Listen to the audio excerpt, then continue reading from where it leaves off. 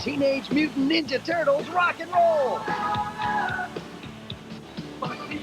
And only Pizza Hut has their great new cassette with 10 bodacious Ninja Turtle tunes. Get a cassette for your kids for just $3.99. Hey, act fast and get a most excellent autographed poster. An official tour book absolutely free. But hurry, because this is one rock and roll deal that's too awesome to miss.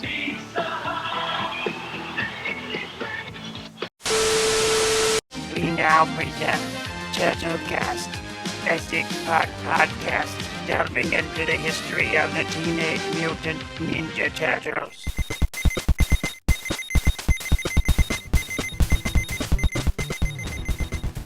This is April O'Neil of Channel 6 News with a flash news report. That's right. Jimmy, who's a very good friend of Brandon's, has just completed a brand new TMNT podcast called Turtlecast. Sounds like a great title to me. That's right. And Brandon wanted to show his appreciation for all of the hard work that Jimmy did to make this show fantastic and successful. So, from April O'Neil and Channel 6 News, and of course, all of the turtles, Turtle Power! Hi, Mike. Wow. Okay. So that's really nice to hear. That I'm your favorite April O'Neil. I like that. Anyhow, Mike, this is from Brandon. And he wanted to do this in appreciation for all the hard work that you did on the Teenage Mutant Ninja Turtles podcast. He's incredibly appreciative. I had no idea I was doing an iconic movie. Okay, they don't speak. Somebody is speaking over there, and I'm literally talking to rubber turtles with humans in there that can see through slits. My first experience, I was like, oh my God, those actors inside those suits must think I'm nuts. Okay. All right. Much love.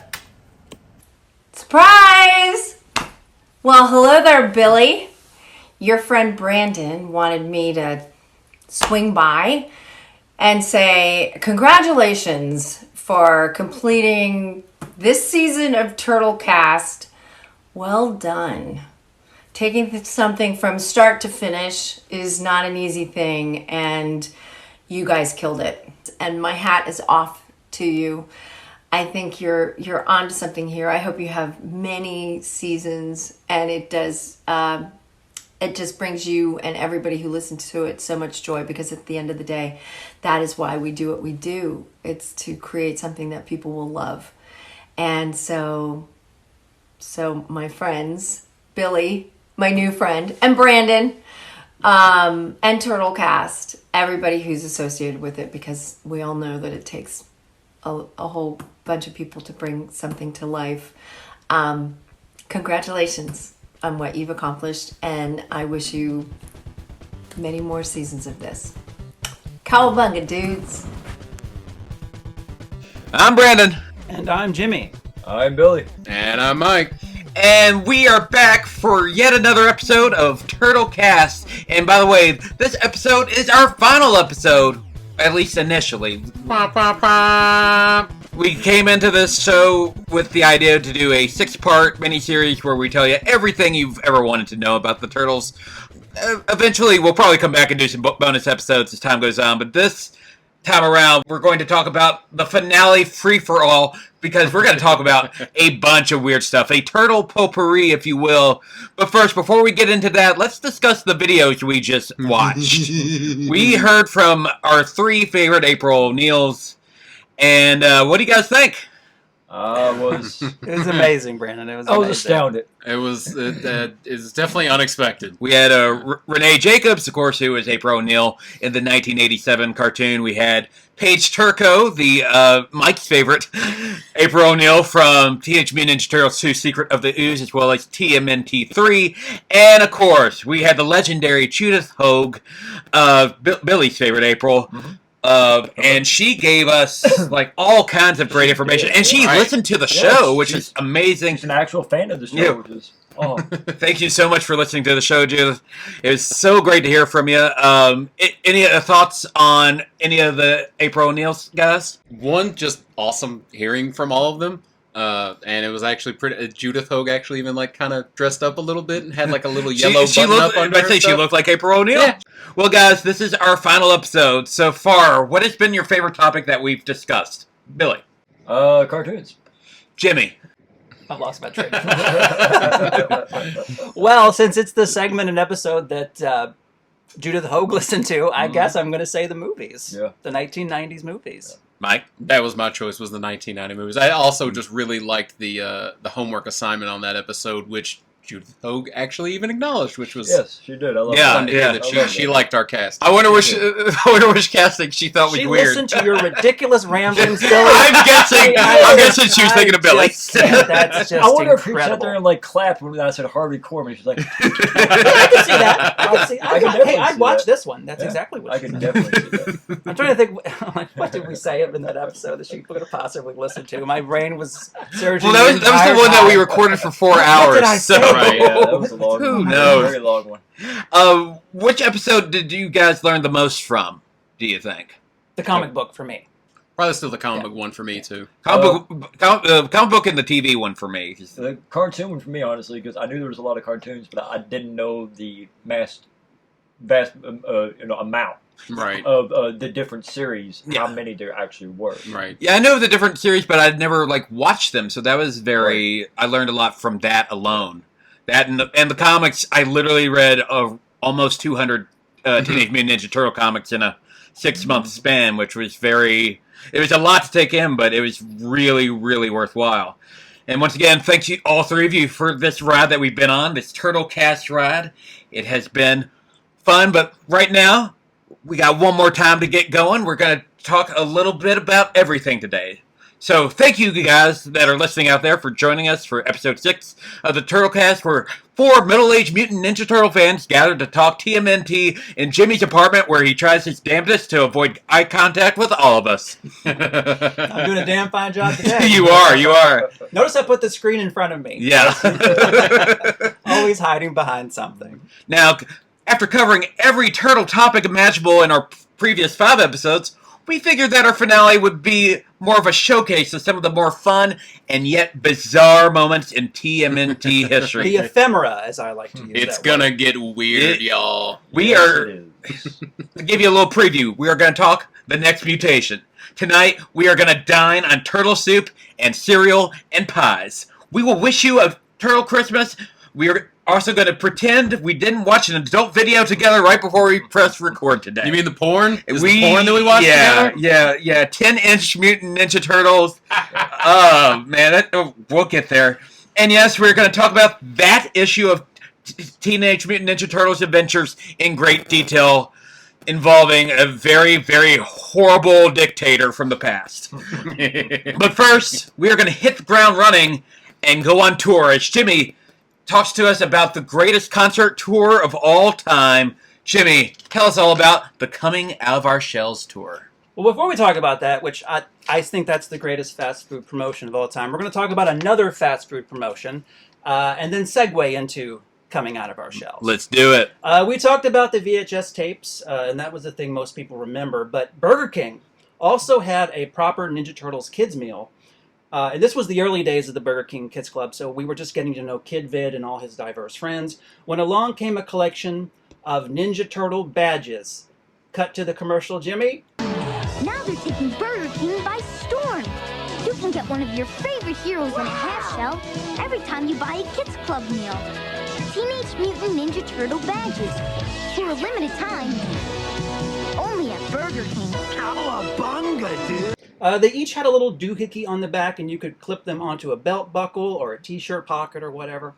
I always thought these were cute, but kind of weird, and I've come to understand that Happy Meals sometimes can't just have a turtle or a Ghostbuster or a Batman action figure, because Playmates or Kenner or somebody has the exclusive rights to make those.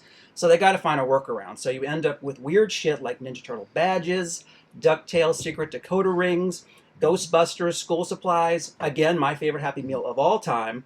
The one I had of these was Donatello. Owning the Shredder. The Shredder's like, he comes apart and he says like pow, like he's been punched. That was the one I always wanted. It's kind of a goal of mine, and one day I'll get there. But of course, the biggest Ninja Turtle promotion that most remember, and the one that I would call infamous, launched in 1990.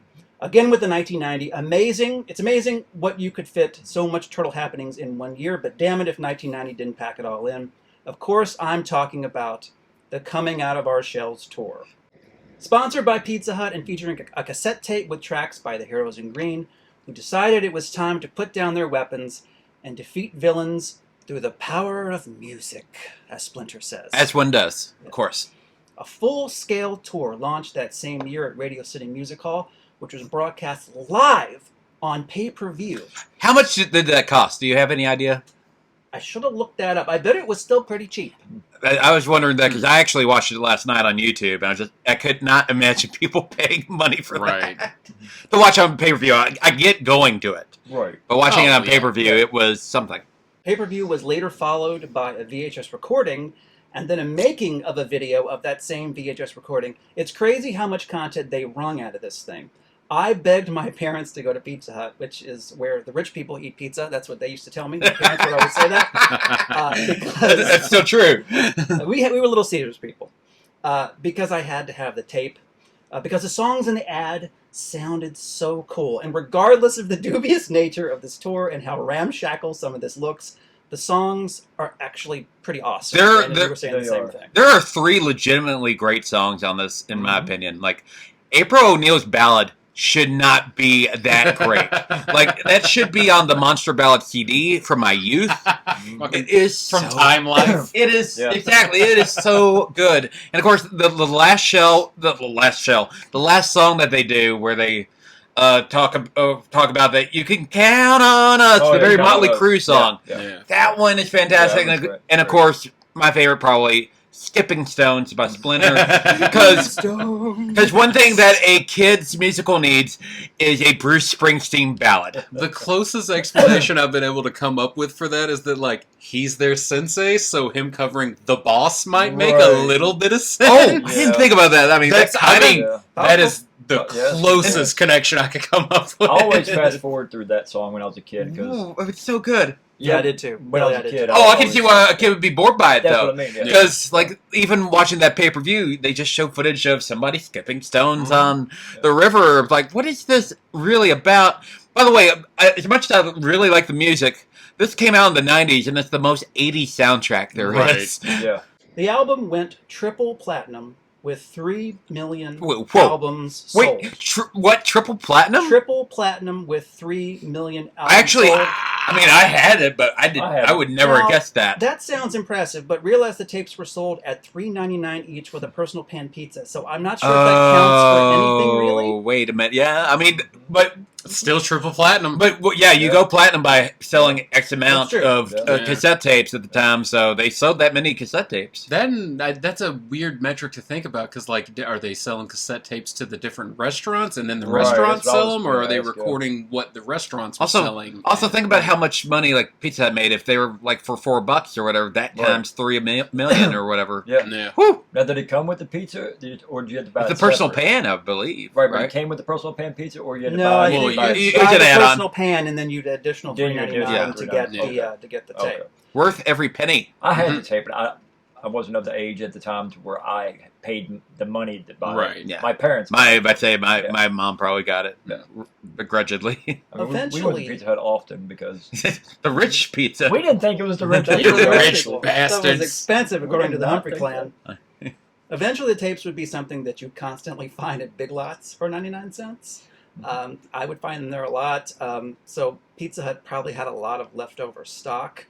And I'm not going to list all the actual musicians who put this thing together. I was wondering about that myself. The Turtles, they're all listed in the tape, but I hope those people got a sweet deal of that cut.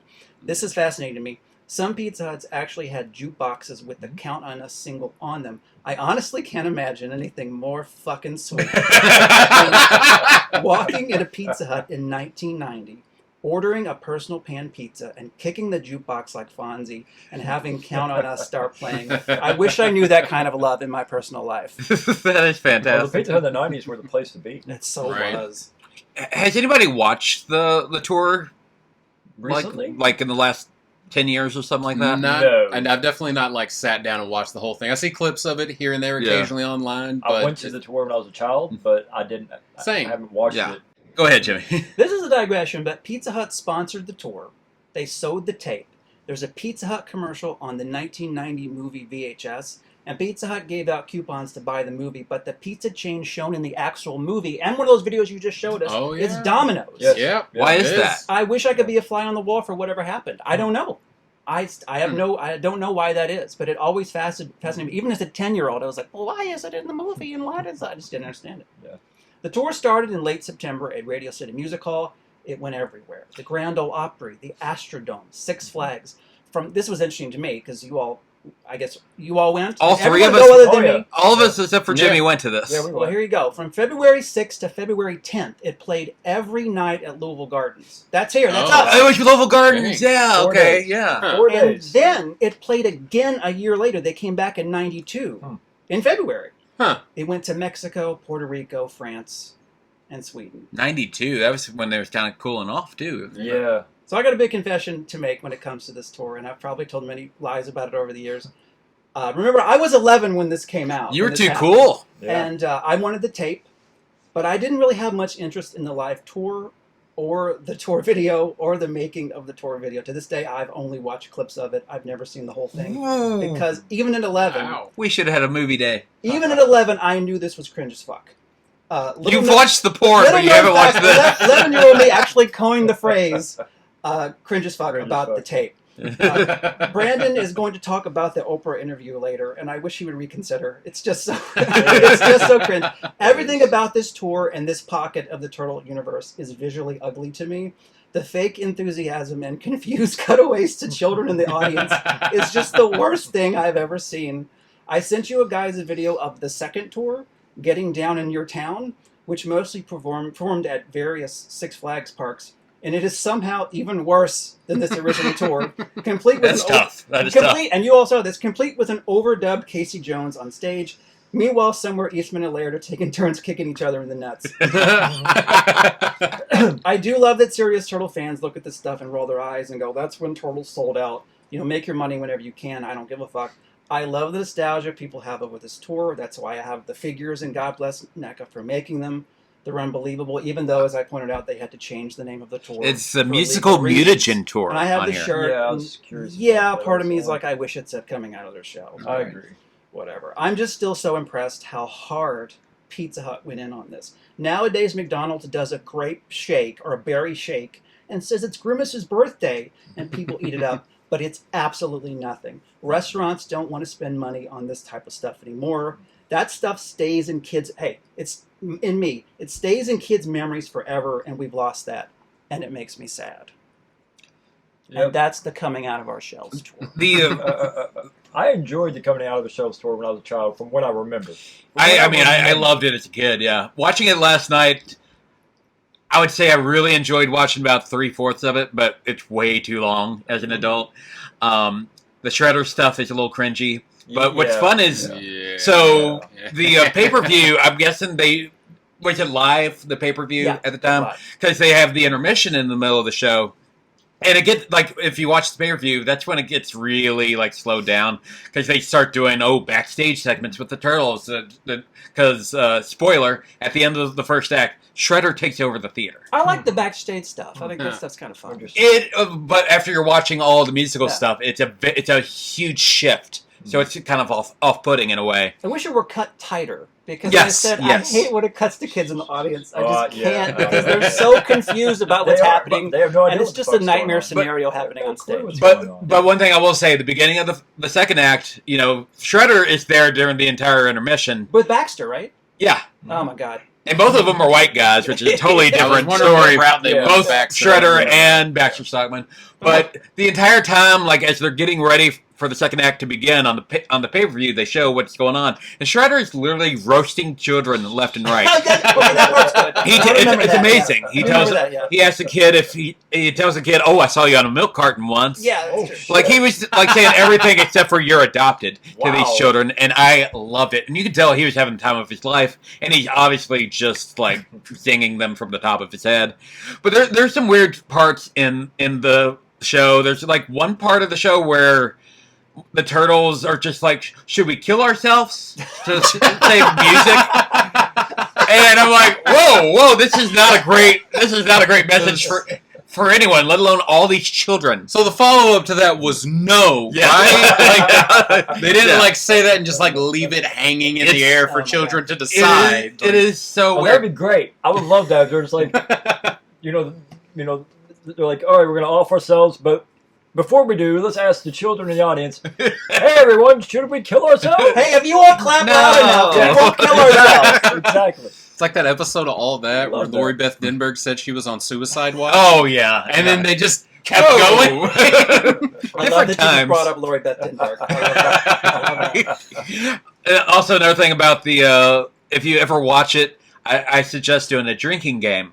And you take a drink every time you hear a 90s reference, you'll be dead by halftime. I was going to say, you're trying to kill us. It's nothing but, we're going to talk about Domino's. Oh, we're going to talk about Barbara Walters. It's all kinds of like weird, like random 90s stuff that kind of comes out of their shells, if you will. A lot of 90s lingo. It's really like, I mean, it is so of the time, it's not even funny.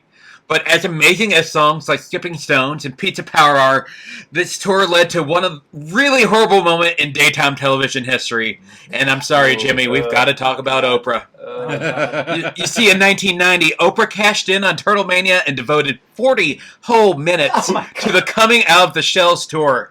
And there's this thing online that says if you can watch the entire episode of that Oprah broadcast and not turn it off, you should win a medal, because it is one of the most rough things to watch, because it's just nonstop them in character. Fake enthusiasm. Oh, I can't very stand fake, it. I very can't fake. stand And it. then like Oprah every once in a while stirring the pot just to give them like more talking points, and it just oh my god, not good. It's not good. The audience is packed with kid fans who look so like confused half the time, and also the other half of the fans are moms who look very, very pissed off that they're there. Now, if there are some highlights I want to go over real quick.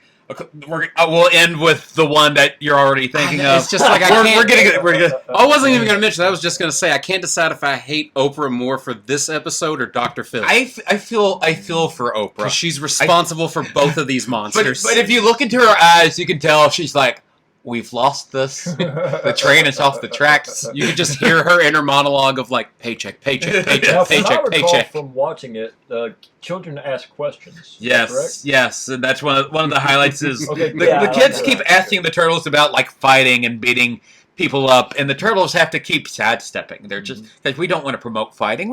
The tour is all about music and not fighting, and this is still a kids show, so they had to keep going on about violence is not cool. Reading is cool.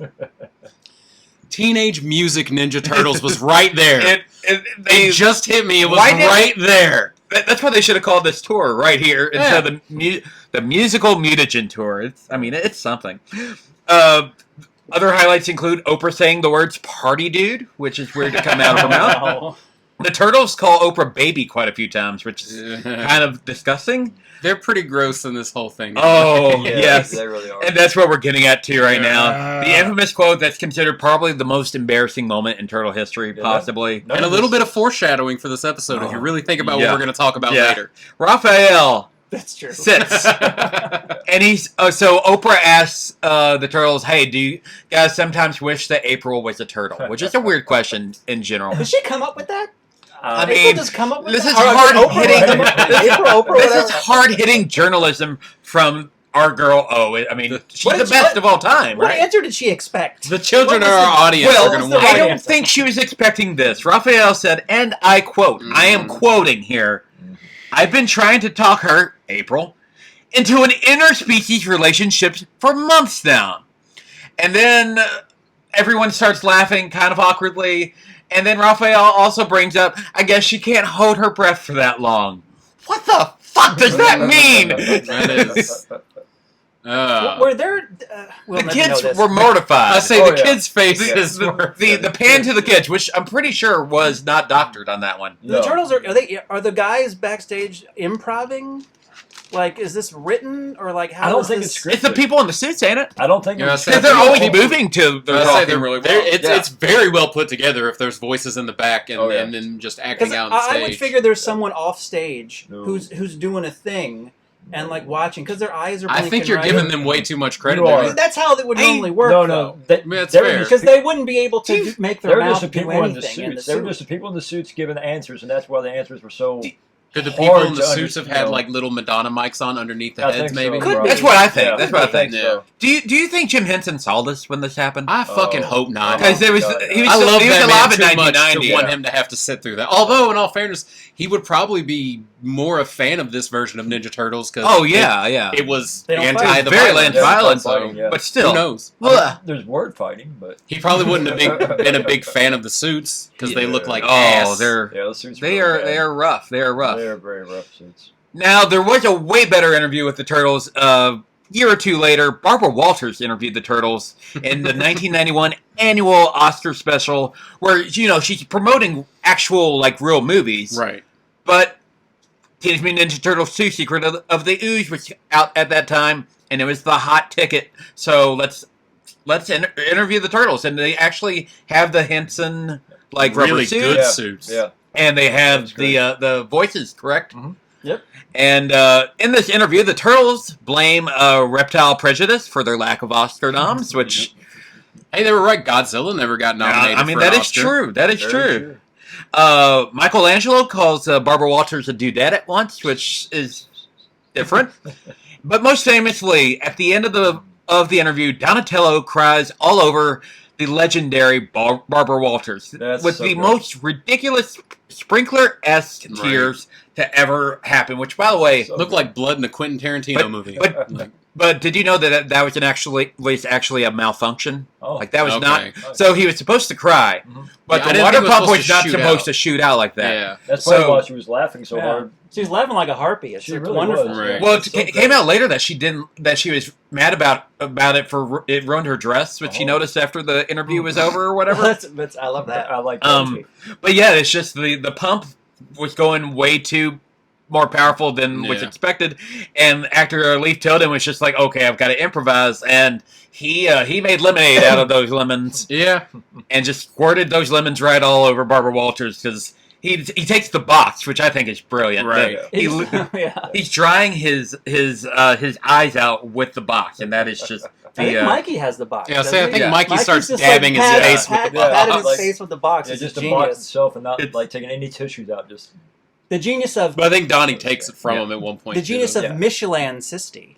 And Michelin Sisti. Saying it right, Judith. See, thank you for correcting me. We always talk on the me and Jimmy always talk on the Batman podcast about how we are especially me. I'm the worst at pronouncing names as read. So. Thank you for clearing that up, Judith. No, in fairness, I've actually known somebody named Michael Land before, but it was two separate names. I also knew McKalen, which is what I thought it might also be too. But also is burned forever in my brain is some of the times that we saw the Teenage Mutant Ninja Turtles in professional wrestling. Mike, will you please tell us of some of those amazing Teenage Mutant Ninja Turtle wrestling combinations? All right. Well, first we'll go ahead and start off stateside here in America with the Toxic Turtles with their one appearance in the WWF back in 1993. One very infamous appearance, I might add. Very infamous appearance on an episode of Wrestling Challenge.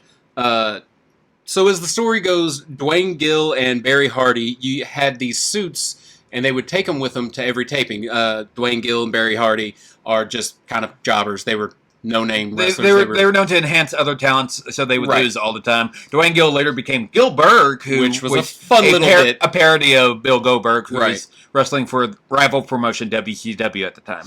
Right. So they would take these suits with them to every show as a way, because it covered full face and everything. So they would bring these suits to the shows to try and get booked for multiple matches. I guess you get more payday if you're on the card more than once. Yeah. So one day, Vince McMahon had seen one of them breakdancing backstage in the costume and said, "Screw it, throw them out there in a match." Now, the interesting thing about this match is that Tommy and Terry are their names, not turtle names, not Renaissance painter I say names. not. They're apparently at one point they had talked about trying to come up with Renaissance That's names. what I for would them, have done. Yeah. and they came up with Botticelli. Fuck it, we'll just call them Tommy and Terry. And they were announced from Terrytown, Texas, as opposed to New York, which is weird because New York is also like a base of operation for the WWF at the time. And even still to this day, but like all those New York things, and then we have them from not even a big city in Texas, just Terrytown, Texas. So his name was Terry from Terrytown? Yes, it is. Turtle antics that go on in the match include Tommy yelling, "I love being a turtle," during a random bout of silence because this crowd did not give a shit about this match in the slightest. There's also another part of the match where after their opponent kicks out of a pinfall attempt, the referee or the turtle ends up on his back, and his partner has to run in and pull him back over. He's a turtle, right? Yeah. Which I appreciate. I like that. I like that. And the last bit of turtle antics showed them actually doing. It was like an assisted senton. So basically, one turtle standing on the outside on the apron holding the ropes, and the other one on the inside grabs the top rope and just flung the other turtle in, basically. Oh, that's fun. Causing him to Like come a in with a slingshot. senton and land shell first on the opponent, That's one. thus giving them the win. So, and that's about all there really is to the Toxic Turtles. They, if I'm not mistaken, the color of bandanas were also, I think they were both red. They were both red. So I guess A little wink to the original comics. So I guess Dwayne Gill's a mark for the Image comics. I don't know. But more interestingly, let's go take a trip south of the border to Mexico, where this shit gets real interesting. So, in 1990 is when this first happened, going back to Jimmy's favorite year of Turtles. Same year as coming out of the shells.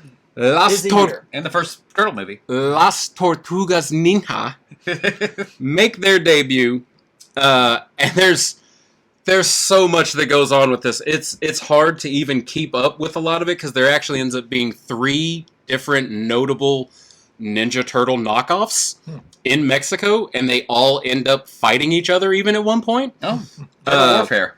So, for the most part, they were just named Tortuga Ninja 1, 2, or I guess Uno, Dos, Tres, Cuatro. Ninja Turtle 1 and 2. Yes. Right. Eventually, there is a version of copyright issues here, guys. Right. Well, there is a version of it now. Remember, this is also in Mexico. Yeah, Mexico. So we can use Spanish versions of the names because they probably don't have those copywritten. Yeah. So we do have a Miguel Angel at one point, and then Donatello, Rafael, and Leonardo. I bring that up that they didn't change those names because, as you know, as a wrestling fan, Mexico doesn't give a shit about your contracts. They don't care. Never have, never will. There's rip-offs. If a wrestler gets fired from WWE and they have some sort of clause, Mexico don't give a shit. They're booking them on the biggest show they have that year, let alone like just putting them in a show. They're going to fill up Arena de Mexico. Right. So, and then the second version the second Ninja Turtles knockoffs in Mexico, this one, yes, there's more than one. This name's a little bit harder to read. Los Tortuguillos Karataques, What's that which mean? translates to the Little Karate Turtles. There were 3 of them. I love that name. Again, just 1, 2, and 3. Eventually, they would go on to feud with Los Tortugas Mutante, the Mutant Turtles, which also just had a 1, 2, and 3. Now, this all took place in the 90s, but they would eventually come back around 2005 or so, which is a convenient year, because that's when around me and Brandon actually met. Yeah. And then, so in about 2006, Los Tortuga Mutante lost their masks in a lucha de espuertes, I believe is how you pronounce it. Yeah. Which basically just means a match of wagers. So usually in Mexico, it's actually pretty traditional that there would be a mask versus mask match, or in some cases a mask versus hair match, because most of the bad guys in Mexico actually don't wear masks a lot of the time. Yeah, and when you lose your mask, that's a huge deal. A lot of wrestlers will actually use that as their retirement. But some will say that's the end of your career. Right. But the interesting thing is they lost said match and their masks to Los Simpsons. Homero, Bart, and Lisa. There's a lot of cowabungas going on in that match. It's just bonkers the stuff that they got away with these in Mexico. But fast forward to 2015, not that long upwards ago. to even presently today, there is a Las Tortugas Ninja. Wow. Wrestling for the IWRG promotion, which stands for International Wrestling Revolution Group. I don't even know them. I didn't know them until I did this research, and it's very interesting. This is the part that gets even more bonkers to me at one point. More bonkers? No, not as bonkers as Los Simpsons. That's pretty. That's good. I do not have a visual for them, but we should just look that up after recording because that is about one now. But right. It's not, just I would think probably lucha version of the Simpsons. I would probably have a cow man. I correct. All the things. But so originally, this version of Las Tortugas Ninja only had, or it had all 4 members originally: Leo, Rafi, Mike, until Tilo, which is their Donatello. I guess that's just how you nickname that in Spanish. Turned evil and turned on the rest of the turtles, losing his mask, losing his long hair, now donning all black, but has a black shell on his suit still. He went all NWO. And he started his own stable called Las Tortugas Negras, the Black Turtles. Black Turtles. Oddly enough, no, none of the 3 are black. Yeah. They just wear black. But yeah, and then would go on to feud with the turtles that he broke away from. And the interesting thing is that a lot of these, a lot of times when you see just any like knockoff kind of thing where like we're clearly referencing a franchise that exists out of pro wrestling. Yeah. A lot of times they're trash wrestlers. A lot of times, like you don't really have to work because you're already over with the crowd. Yeah. I mean, the turtles. You're are based on a yeah. movie that already did the work for you. Yeah. These guys can actually really get it done in the ring. I mean, pulling off Canadian Destroyers and Frankensteiners and all these like crazy wild spot. A Canadian Destroyer would be a front flip pile driver for those who don't know. But they also are not afraid to channel their inner image comics and get good and bloody. Because I saw some stuff, man. I mean, 96 turtles. The barbed wire, the chairs. I mean, there's cinder blocks. Like these turtles get good and bloody, which is nice to see a change of pace when there's something that would normally just be like it's just shitty old usually hack, like whatever. cartoony. You don't have to try really at this point, but these guys, they go out there and they kick ass, and I actually really enjoyed watching them in the few videos that I managed to find on YouTube. And that is about all I've got on there's a few more here and there, little appearances, like Steven the Turtle, Weiner, and Chikara, which was a promotion based out of Philly that's now closed, sadly. Near and dear to my heart, went to several shows. He wasn't necessarily trying to be any of the Ninja Turtles. Yeah. He just liked the Ninja Turtles, and that was kind of his gimmick. And he honestly kind of looks like Pulverizer from the 2012 series, because he was a chunky kid who was clearly wearing a suit, and he had like the red mask, which was also like Pulverizer. So I don't think that's what he was going for, but that is an obvious comparison just to give you a visual. Right, yeah. Yeah. Now, I'm surprised there weren't any Japanese turtles, honestly. I think there are, but I didn't want to just keep... That could be a wormhole there. Yeah. Now, those wrestling promotions aren't the only ones to cash in on Teenage Mutant Ninja Turtles at the height of their heyday in the 90s, but unfortunately by 1996, that turtle ship had pretty much sailed for a little bit. But that didn't stop Fox Kids. Fox Kids and Saban Entertainment produced a live-action television series in 1997 entitled Ninja Turtles: The Next Mutation. This is the infamous series that introduced the world of Venus de Milo, which was the female turtle that Peter Laird hated, and yes, she did have she had boobs. So how did we know she was a woman? Yeah, her voice wouldn't have been a giveaway or the name or anything. But apparently, this reptile had to have mammary glands. Amazing how they grew under the shell. That is just I don't understand it. About it. Venus, if you don't know, if you've never seen Venus de Milo, she had a light blue mask. Why was her color so close to an existing one too? That was bothered me. That does seem weird. Yeah, there's so many colors they could have gone with. I think that was something else that Peter Laird really hated. I mean, kudos to not going with pink. I'll give him that much. Yeah. Or fuchsia.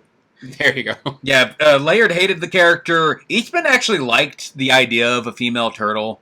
Seen a little bit of I don't that in think his he- writing. Oh yeah, Yes, yeah. yes. He's the one that helped introduce Jenica, and also brought Venus de Milo back in the last 2 years. The Next Mutation ran for 26 episodes from September of 1997 all the way through May of 1998. Did anybody watch this show when it was on? I did. You did? You watch it regularly? I was 100% that kid where anything that was Power Rangers or Ninja Turtles I was going to watch, and these were now Both. airing Really, both. pretty much back to back at this point. I'm sure you'll get into the crossover episode. But yeah, no, I'm not saying I loved it, but I came home from school and Ninja Turtles was on the TV. What was I supposed to do? True. And what Mike was referring to, there was a crossover between Next Mutation and Power Rangers in Space was the name of that particular Power Ranger show. I'd never heard of that one. Yeah. That was after my Power Ranger days were kind of over. The official synopsis for the Next Mutation is this. The heroes in a half shell return to stop the evil Dragon Lord with help from their newest member, Venus de Milo. And the reason that they're fighting Dragon Lord, by the way, is because at the end of the second episode, Venus de Milo defeats Shredder and turns him good. With her words. Yeah, with words and psychic powers. He becomes good. And he, Oh, I didn't- well, they say they don't show him, but there's so he doesn't come back. but kind of in the denouement of the episode, they're just like he's seen his ways, he knows, and all of a sudden, the Foot Clan just abandons all their beliefs out of nowhere, Right. Because Leo gets that He pulled the microphone from that was the ceiling. good, like yeah. fucking Howard Finkel introducing people. He was. He's doing his best with like Bruce Buffer to kind of tell everybody, hey, the Foot is wrong, and everybody's like, okay. And what is that sword he had in that scene? Was that his? Because it looked a little too ornate to be like a Leo katana. He only has one sword in this one, actually. They changed him, and they changed whatever Michelangelo had, I remember. Oh, he didn't have nunchucks? Nunchucks apparently were just the worst. Well, I guess, yeah, because the cartoon had already phased the nunchucks out by that point. So, He had the grappling hook towards the end of that. Yeah. So other than like the weird turtle boobs, what did everybody think of Venus de Milo? Not good in this. Not good in this.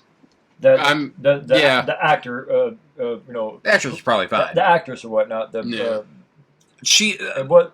in my opinion, the character's very boring. There's like nothing much to her. I think she has it's no personality. I think it's a good idea as far as like to mix in a girl turtle. You know, I think that's great. Well before representation was used the way that we use it today. Yeah. But yeah, I think it would have been great to have a girl turtle. I think there's little tweaks we could do here and there. I'm not even against Shredder being ousted after 2 episodes, but I thought that was actually ballsy, and I appreciate it. Right, like giving I agree Venus with de that. Milo an actual weapon would have been nice. Yeah, she giving didn't have her a weapon the entire series. Giving her a what I color know. separate from the turtles, like Yellow, like Yeah, or they could have gone with that. orange. Would have been Well, fine. orange is Michelangelo, Right. Michelangelo, yeah. But yeah, you could go all kinds of different colors. I mean, yeah, I mean, and- they're only using 4 to begin with. right. But I think it's Not all another. I think it's another case like we've seen with a few things with turtles in the past that like had it been handled differently, it actually probably could have been really, really good. But as far as if we're just talking about Venus de Milo and not the show, she was fine, but she wasn't the reason I was watching it. What did you think of the show then, Mike? That in my opinion is definitely where like if we just crafted a story that was worth watching, I think it could have been really cool because like it just wasn't. Shit dialogue aside, like a lot of kid stuff is gonna have hokey dialogue anyway. Even the 1990 film has some hokey dialogue, so I'm not super worried about that. As far as the visuals, the CG stuff is definitely well before anybody had figured out how to do that. But like the suits and the puppet work in it looks like all the people who got fired off of dinosaurs got together and made a Ninja Turtles show. Like it just, but again, like I do think that there was potential there, but the finished product was poor execution. What do you think of their rod? The just green Hummer. Yeah, just a green Hummer. No, with a shell print. Yeah, that's right. They did at least put the shell print on. I mean, it wasn't as badass as Raph's motorcycle. Oh, Jimmy, did you watch it when it was on? No, because I was a little older, and I didn't even know it was on at the time. know. Really? Completely. I found out about it like years later. I checked back in because I heard that it was a thing that was happening. Because I didn't watch a whole lot of Power Rangers. but I appreciated the schlock. Even then, I kind of appreciated the schlock level of it. I checked back on this because at this point I wasn't. Ninja Turtles was like I was almost like Dr. Manhattan, like I'd left the Earth and I was like up on Mars or whatever, looking down at what you all were doing, and I was like, well, that's interesting, and that's kind of how I feel about this now. I'm like, this is really fun and bad, and I don't mind it at all. One thing that's interesting about the series to me is that there's no April O'Neil in the entire series. Okay, that I have a problem Didn't with. remember that. Or Casey Jones. There was a rumor that they might potentially join in the second season, but I never really understood. Was this supposed to be a part of continuity of the movies, or not? Well, it is in the same. Like I said, I do think that's the. But like the where Turtles aren't rhythm even varies. brothers in this one because I think they did that so they can hit on They Venus. didn't care. They just Do needed they to- also do they get into the Splinter lore on the show at all? I don't remember at all. If he's Well, supposed I to don't be know Pet if they or do, Hamato. but they talk. I mean, Shredder's Oroku Saki. They did say yeah, that. Yeah, Venus said that. Yeah. But he's always at least Oroku That's Saki, true. though, right? Yeah. That one He always at fella, least has the name, even if it's not the the same one lore. fella who materialized and we saw his face, like he called Splinter. He called him It seemed like he Splinter, was an old friend of Splinter. Yeah, he would was. have called him. That is he true would have called him too. Hato Hamato Yoshi. Yoshi. So Well, that- maybe not. In all fairness, from the little bit that I remember, I think that was whoever like sent Venus to them was that old man. So I Yeah, don't he was know. like a brother. That guy was like a brother to Splinter. Okay. Here's a question: was this a thing that was produced somewhere else and then they sent it over to us and then dubbed it like Power Rangers? I don't think so. Yeah, I don't No? think so. No, Okay. I'm fairly. That would have been no, better. no, because That would have been. I agree. That would like have I been said, Laird better. was kind of involved. Oh, Laird and Eastman were okay. kind of involved. They were just Oh, not happy with That what makes it happened. worse to me then. Yeah. Right. That makes it Probably worse. why Venus was there. Now, the rumor is that Next Mutation was originally supposed to be the original fourth movie of the Turtle movies. With the plot would be each turtle would be going through a second mutation. Michelangelo would become more human-like in appearance, which sounds horrible. Yeah. Donatello would become psychic and wear an optic device. I'm thinking like LaForge from Next Generation or Cyclops from X-Men. I was even thinking like Dragon Ball Z, how some of them have like the little like thing over one eye That's that gives them the possible as computer readouts and Yeah. stuff like that. Power levels. Yeah. Raphael would become a creature with claws and spikes when he got enraged and went into like a berserker The mode. cartoon did that. 87 cartoon It did did. that towards the end. Yeah. Leonardo would. So it This becomes is Coca. Leonardo's mutation is kind of the weirdest dull. Leo Dole? No. Yeah, dull mutation of the bunch. He would turn his skin to different textures. Or like I don't know. like a rough texture. Like, I can just see him be like, hey guys. I always said I'm hard, but it was just like, I'm now fuzzy. Oh, just hey did guys, it. Did you I'm notice? I bumpy. just did it. I did He's it. like they treated him like Meg in that episode of Family Guy where they got powers, all she could do is just Oh, grow her grow nails nails, long. yeah. And Splinter would double in size, which I mean that kind of works if you So he like the goes from, 2012 He series. should have became a 4 bat. foot to 8 foot. Oh God! Is that what it is? They had doubled in 4'8". size. And then finally, the movie was supposed to feature a fifth turtle. This would be another boy turtle named Kirby. Now, Mike, wasn't there like a Next Mutation video game? There was a game that was scheduled to come out around the time that Next Mutation was out. Now this is the weird thing about this. So as time has gone on, there's always been video games that got announced that didn't happen. You know, they lost funding or whatever here and there. But there's always screenshots. There's always videos. There's always a logo, a something. There is fuck all about this game anywhere on the internet other than the title of the game was supposed to be Teenage Mutant Ninja Turtles 3D. It was supposed to be released for the PlayStation 1 because that was the only was the thing. PlayStation that existed at the time. Yeah. And Back in our day. and here's the thing about it. Electronic Gaming Monthly used to have a list of games that would be coming out for the year, as I'm sure you know, Billy. Yes. And they would have it broken down into quarters. Well, this game was scheduled to come out in the third quarter of 1998. It is in EGM for like a straight year on their list of games to come out, but there was never a write-up about it. It was just always on their list. And EGM's a pretty reputable source. They like were. that was, They really were. I mean, like them and like Game Informer were like the top two magazines for gamers for years.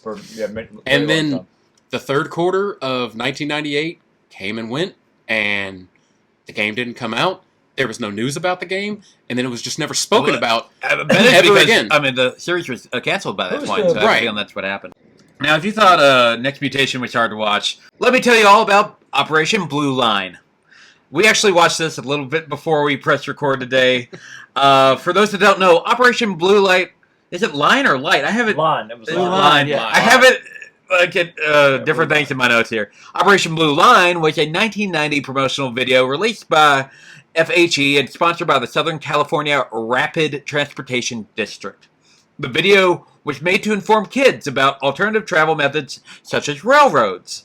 The Turtles are voiced in this special all by the original voices from the 1987 cartoon. So That cost pretty penny. Townsend Coleman, Rob Paulson, all of them are Barry reprising Gordon. their roles for the Turtles here, which, by the way, are big mascots. Like they didn't even try with rubber Mouths don't suits. move. They don't. Their eyes don't even have pupils. It's like something that you'd see at a car show. Yeah, that's actually a really good. It's a good comparison. It's great. Here's the plot. The villain Gridlock, which, by the way, greatest turtle villain ever, is preventing commuters from learning about the fast and efficient rail service between downtown LA and Long Beach. So April enlists her turtle pals to spread the word about the new public transit. It's a good April, by the way. This is actually a really good April. Great April. fashion sense this April. Yeah, she was. This was all put on a VHS tape and was given away for free to all the kids in the Los Angeles area. You know, Los Angeles, the home of the Teenage Mutant Ninja Turtles. Of course. Once again, turtles' mouths don't move at all. It's just really scary. What did you guys think of Operation Blue Line? I think it's utterly charming. I think this is maybe one of the best of these ancillary side things because, as you said, mascots. I like when they're mascots because I'm like, this is for kids, so it can be dumb. And also, you don't compare it to the original Henson That's ones. a big part of it. Which we keep doing for everything, like Next Mutation, for coming out of our Coming shells. Right. The spots, these turtles are not, I mean, it's a mess, but they're not ugly. Like, yeah, we can see, like Mike was pointing out, you can see that was it Donatello's, like, what's he wearing, like a turtleneck or something? I mean, It looks like he's got a green dickie on to cover up what I'm assuming was probably a rip in the suit, so they just covered it up. You're probably right. None of the other turtles had that in that spot. It's like back in the days, you'd go to Toys R Us and like you would meet and greet, you'd meet the turtles, and it would be one of these costumes. So like, I love this. I thought this was the best thing that you made us watch. To be honest, And So it's April, the girl who plays April O'Neil, showed up to work. Yeah. She was excited. Yeah. She took her job serious. I wonder if like people will like go and meet them like we would do with McGruff. Oh, totally. Totally. That's My Pet Monster. You can meet all those guys back in the days at like Toys car R Us. shows and whatnot. Mhm. Oh, that's Car what show, the- and very much like just like That's what like the Brandon said, last half of this video was a whole bunch of kids getting to meet all the It was, mascot yeah. turtles. And speaking of kids meeting the turtles, this is bad, guys. In 1994, a direct-to-VHS video came out that was 25 minutes long, and it was released just in time for the holidays. The video, which we wish you a turtle Christmas. Who has seen this shit? I mean, I saw the shit you showed us before we But started like, recording. had any of y'all seen this before I showed you? no. I had seen it before. Yeah, I had not seen it in entirety, but I'd seen it. If nothing else, I had seen the reggae song that they do at the beginning of it online not too long ago, actually. Hey, Jimmy, play a snippet of that reggae song. Take the holes with pepperoni. Fa la la la la la la la. Mustard, eggplant, and bologna. Fa la la la la la la la. Santa Claus will bring his reindeer. Fa la la la la la la la. In the sewer, how will they get here? Fa la la la la la la. Oh, that was so horrible. Please don't, so bad. Please don't cancel us for playing that. Here's the official synopsis of the video. On Christmas Eve, the Turtles realize they've forgotten to get Splinter a gift. They hit the town to figure out what they can get him, and their kid friends join them for lots of singing, dancing, and some rapping as shenanigans ensues. I like the. It's a rap. If we did lose all of our... I'm glad we did this last, All of it, yeah. because we're slowly losing Don't listeners throughout this forget to episode. point out that they go out incognito. They do. Well, Oh no! They go no. to go outside. yeah. It says there's And- no need. And it's just That's like, right, oh, this is yeah. a disguise-free day. It was a nice Yeah. reference, though. Disguise-free. Yeah, I said they made a reference It to was. I that. like that. Right. And by the way, all this happens in 25 minutes, and it's the longest 25 minutes you'll ever have to Of sit your through. life. Was that the one with the kid dancing all weird?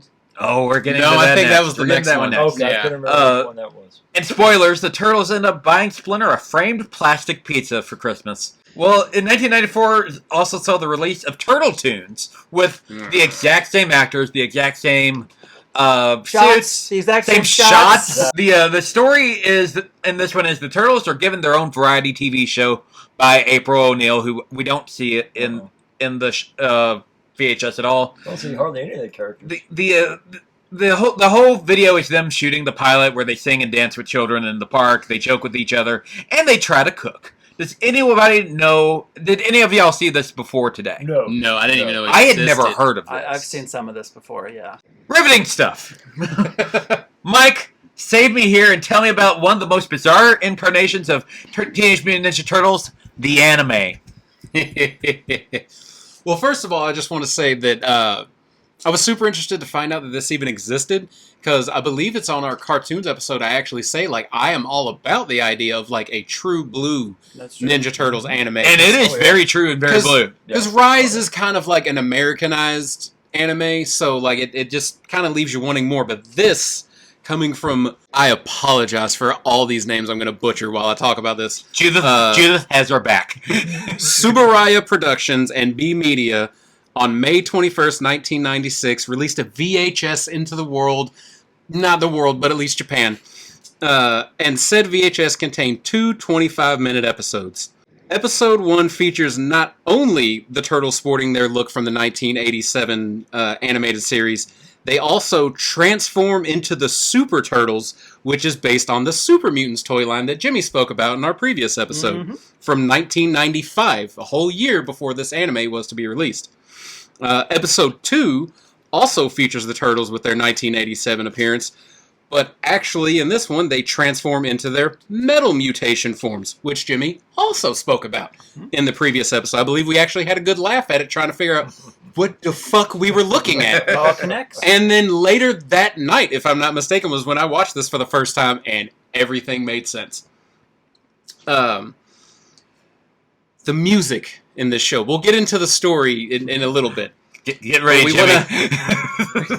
So we have the opening theme, just called Power Up Turtles by Hironobu Kageyama. It is so catchy. But the closing song, the end credits song, The Earth is Safe, also by Hironobu Kageyama, has some of the most batshit, unhinged, nonsensical, translated lyrics. It's beautiful. Now, anybody who's a big fan of video games and Jazz Cabbage.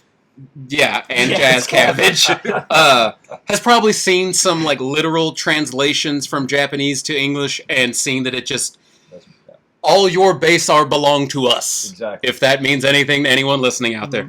So I wanted to take a second and read you all the lyrics, the translated lyrics that is, of the closing song, The Earth is Safe, from the 1996 Teenage Mutant Ninja Turtles anime. Which way is the station? The pizza is hot. I kick the ground at the station. It makes me happy. My knowledge of love, well, let's just say I'm single. The town is a big mess.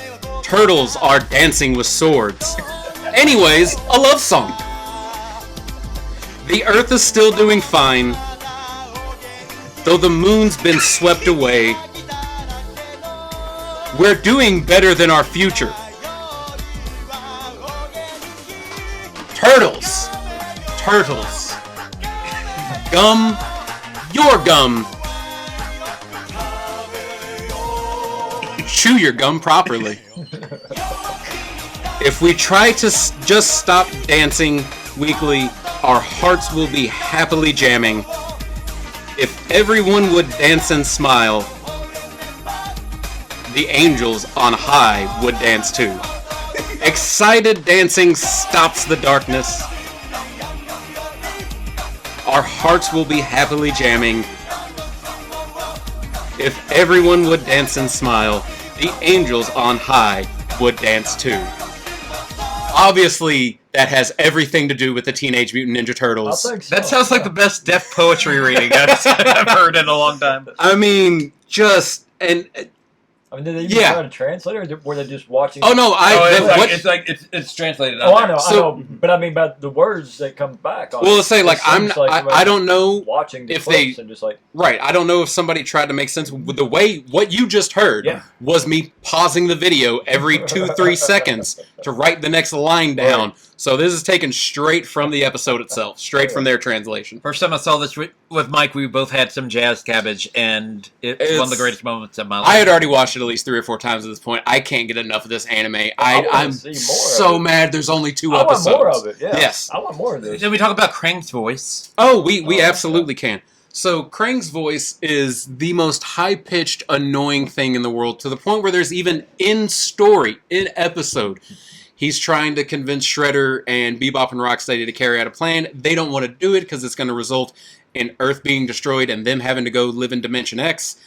And so Krang just starts yelling at him in this high-pitched voice to the point where Shredder just says, fine, I'll do it. Just stop talking, you bastards. Because that's another thing on the show, is that Shredder refers to everyone as bastards on the show. But getting into the story of it, so the Turtles have been summoned to the underground shrine of the Neutrino Kingdom, with a little, I guess, connective tissue to that 1987 series, by Chris Mew, who is essentially just Kala. And she's the one who gives the Turtles the Mutastones, which gives them the ability to transform into the Super Turtles for how long, Brandon? 3 whole minutes. And it's Brandon's favorite part of the show. He never stops talking about it anytime I bring it up. Well, they always like to bring up like time limits in the show, and then when they use the powers, they're using them for like 10 minutes of screen time. Right.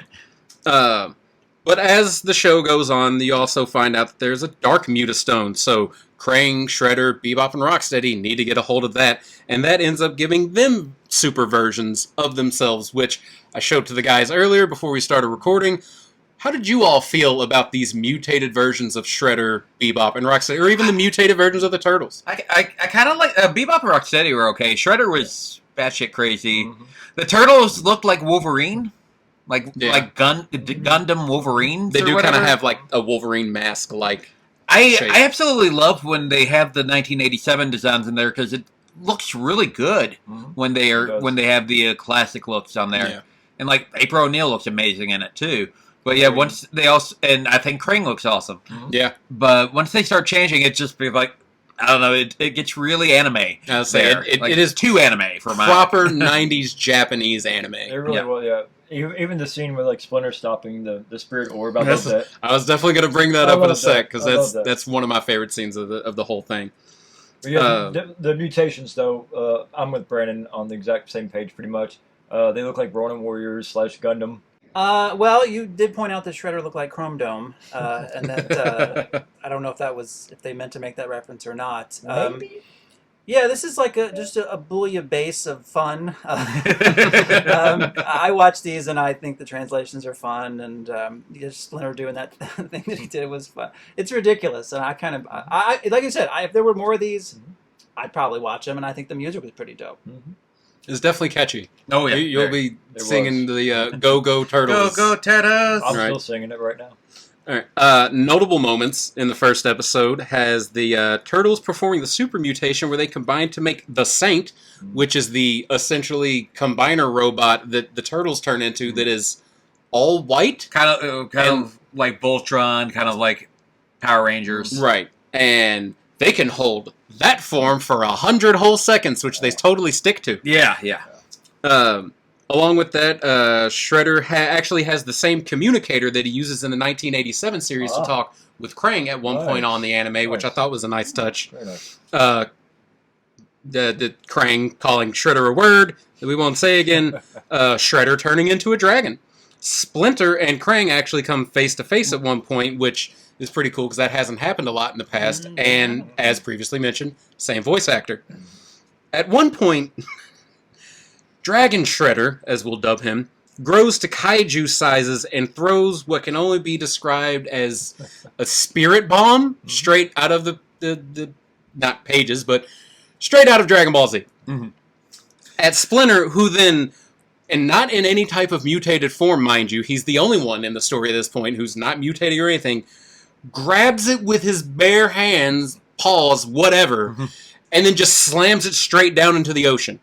Most likely killing hundreds and thousands of wildlife lots of in the ocean. They actually went like one-handed, if I remember correctly. On Was it? That. Yeah. Okay. I think it was. Yeah. All right. And the last thing that's really worth mentioning, because I don't want to give away too many spoilers if somebody listening to this wants to watch. It's on YouTube, guys. Is it has the cutest fucking rocket ship that has ever been seen in animation ever. It has big anime eyes. It has its own emotions.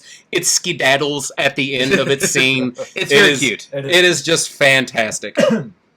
Does anybody else have any thoughts on some of the stuff that I was able to show you all from the first episode before I move on to outside of I want more? No. Fair enough. Same. I'm right there with you. So, the second episode, we see the Turtles, along with April and Splinter, travel to Japan in order to help Kinzo Hattori, who is supposed to be part of the Hamato clan. And at the same time, Shredder, Bebop, Rocksteady teleport themselves to Japan, which, by the way, they did not know they landed in Japan. The Ninja Turtles have to tell them that in this episode, that that's where they're at. Yeah, they're in New York in the first episode. Right. Speaking perfect Japanese. Right.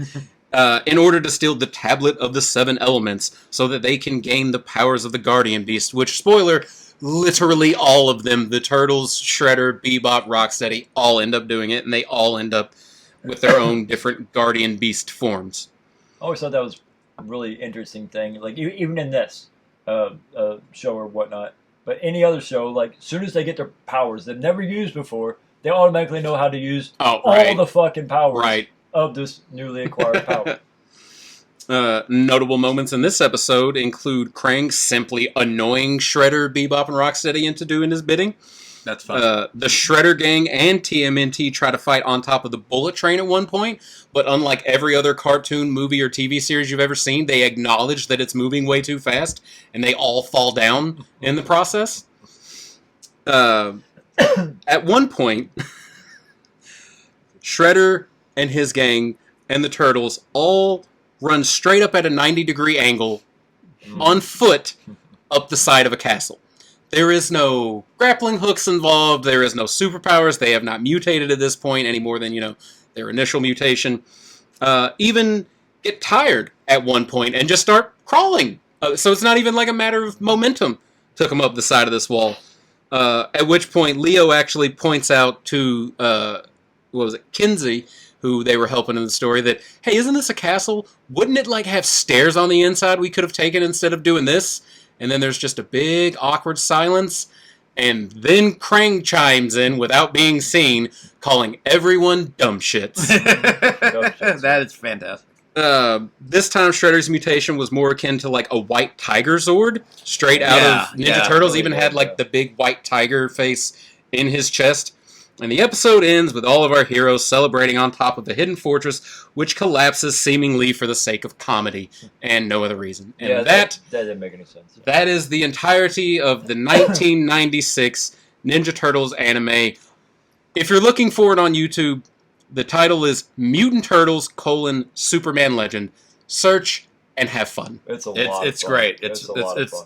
Only it's 2 episodes, each one's a half hour, so it's a fun hour with a night of jazz cabbage, which I will be watching later. In all fairness, it is possible to enjoy it without mind-altering substances, but Brandon's not wrong. That's definitely the best way. Jazz cabbage will enhance it. Now that theme song was one tasty treat. Speaking of tasty treats, Jimmy is going to tell us about some of the tasty turtle treats from our youth. It's a damn fine segue, by the way, sir. Damn fine. So, with every turtle incarnation, we always get snacks. In the 90s, we had the Crunchubungas, the Farley's fruit snacks, the popsicles with the gumball eyes. Yes, I got one on my arm. Mm-hmm. And with the new film, we got some new products there too. Like today, we tried some of the pizza from Walmart. We tried the turtle cake bites.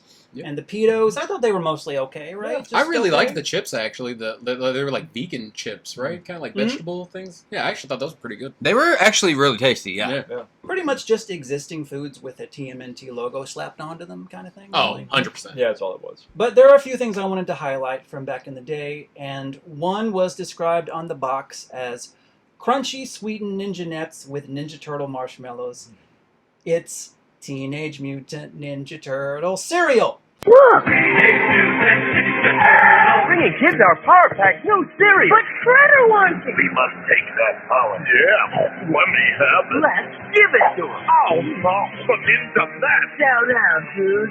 It's Crunchy Ninja Net with Ninja Marshmallow. A Power Pack Crunch. From Ralston, one of their best offerings, I do have to say. Do you have a box of this? I knew you were gonna say that. Yeah. No, so those that don't know, Jimmy's apartment is filled with old school cereal boxes. So, for me, one of the best designed cereal boxes of all time, with Donatello holding a giant spoon instead of his bow. It really succeeded with its choice of gimmicks and contests and prizes. They had a contest on the box where you could win a complete collection of Playmates action figures. Some had a turtle bandana. You get the masks inside. Some had Farley's fruit snacks. Most famously, for a while, they came. What are you doing, Billy? What are you zooming in on my phone? I was quietly looking at that picture. I'm sorry. I just kept seeing the check get lower and lower and lower. Most famously, thought he falling asleep. For a while, they came with a green ooze syrup topping you could squirt on top of the cereal. Here we got a picture there. Oh, there's a little packet, and you just look. Someone made a little turtle on top of it. Okay, so that's really cool. That's really cool. It's different. And lastly, which is to me, it's a thing of cereal legend. Each box came with a turtle cereal bowl cellophaned around it, and they had each of the turtles. I do remember those. Oh, that's awesome. I do 100% remember those. Oh yeah. I wish I had these, but these are big bucks on eBay. Especially this was an auction. Lord knows how much that was. Oh, I'm because those are like on card. They are still on card. Do you have any idea how much it's going for? This might have been $400. Oh, dang. But it For probably, cereal guys. Probably was more than that. For what was probably realistically like $5 of plastic. And you know that cereal's stale by now, right? Oh yeah. Right. You don't care. I don't care about that. But those bowls are really hard to keep in good condition. Yeah, very good condition because they're very cheaply made from what I remember. They're just a pack on. Yeah, that's all it was. Yeah, very cheaply made. It it wasn't something that you would. They didn't make it for the collectors. They did not make it for the long run, not at all. Later, they had a box that had a hologram on the front. A lot of cereals, Real Ghostbusters did this, where they had like a hologram on the front. Billy, you might remember that. Yes. This is impressive. The cereal was in circulation from 1989 to 1995. That's an impressive shelf that's a life good run. for a property-oriented cereal. Right. Look at the. I show this. Look at the double dip fun of this box here. I actually had this box growing up. This particular run had pizza-shaped marshmallows and flip books with scenes from Turtles 2. Was the cereal good? Yes, and it was a really good cereal. Really? That might be why it lasted so long. Honestly. Yeah, that's actually one of the best things about it. I mean, the gimmicks, and I thought it was a really good cereal. I like cereal to get soggy quickly. I know a lot of people don't. Oh, no, I'm kind of with you on that one. The nets, little ninja nets, soaked up the milk really well, and the marshmallows are really good. I would go to my parents would never buy this because this is a cereal for rich people. Exactly. So I go to my friend Mark's house and eat all his Ninja Turtle cereal. Right there, we took those two gimmicks on the box. That's pretty much a year of fun gimmicks for one cereal in 2023. They really spoiled us. They totally spoiled us back in the day.